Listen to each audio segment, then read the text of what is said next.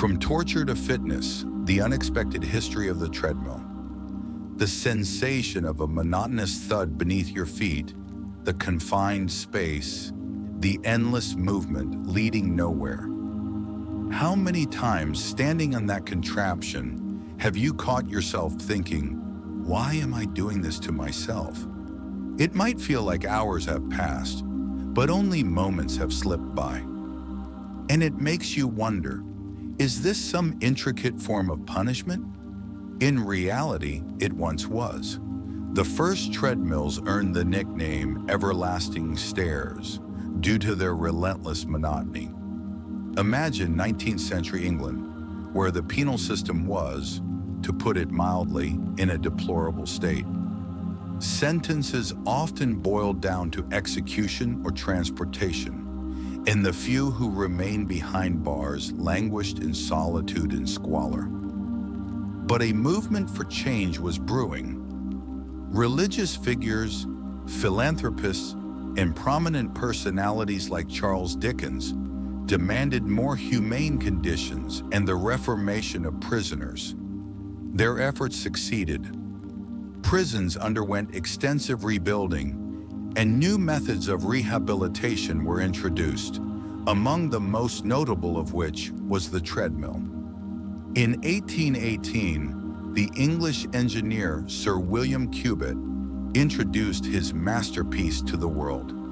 It was a giant paddle wheel with 24 spokes, upon which prisoners stepped, one foot after another.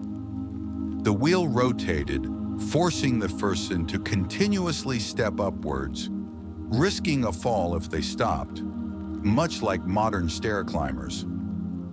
Cubitt's invention was seen as a brilliant way to instill order and discipline among prisoners. And the added benefit of power generation helped to rebuild the British economy, which had been ravaged by the Napoleonic Wars. For everyone except the prisoners themselves, it was a win-win situation. Remarkably, on average, inmates spent about 6 hours a day on these devices, equivalent to climbing between 5,000 and 14,000 feet. Daily, prisoners took between 8,000 and 12,000 steps without moving from their spot. Just imagine enduring such an ordeal 5 days a week and on meager rations. Cubitt's idea spread incredibly quickly. Within a decade of its creation, over 50 prisons in England, and roughly the same number in America, boasted a treadmill. Unsurprisingly, such grueling labor, combined with poor nutrition, led many prisoners to suffer nervous breakdowns and injuries. Prison authorities, however, showed little sympathy. In 1824, New York prison guard James Hardy noted with satisfaction that the device tamed his more unruly inmates.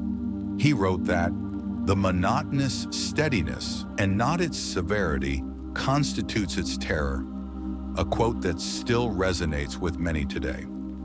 In 1911, a treadmill patent was registered in the US, but it was not yet for fitness. In the mid-20th century, medical professionals began experimenting with treadmill-like devices for conducting cardiac stress tests. This was a pivotal moment. One of the pioneers of aerobics, Dr. Kenneth H. Cooper, extensively used treadmills for assessing and improving cardiovascular fitness. It was his research and popularization of aerobic exercises that laid the groundwork for the commercial success of treadmills. By 1952, the forerunner of today's modern treadmill had been created. When the jogging craze swept across the US in the 1970s, the treadmill was once again thrust into the limelight. It became an easy and convenient way to improve aerobic fitness and shed unwanted pounds. And, it must be admitted, it performs quite successfully at this. Its popularity has only grown since then. The enduring legacy of the treadmill is not just in its mechanical ingenuity, but in the subtle psychological toll it continues to exact. Even today, for many, the act of running in place can evoke a sense of Sisyphean futility, a shadow of its punitive past. It's a striking historical irony. A device conceived to break the spirit of the condemned has become a voluntary staple for those striving for self-improvement. So as you push through that last mile, remember the long, strange journey of this ubiquitous machine, and perhaps find new appreciation for the simple freedom to stop.